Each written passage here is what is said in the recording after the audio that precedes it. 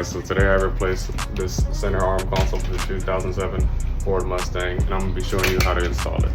We're going to be replacing the center armrest console. Look at it, damn. It's supposed to be all one piece like this. All nice and clean. All right. We just got like 4 bolts there, yeah.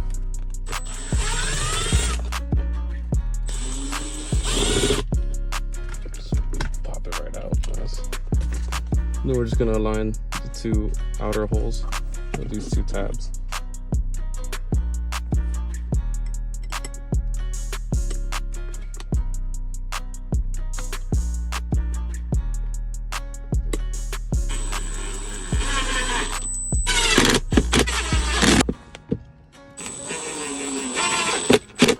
And there we have the final product.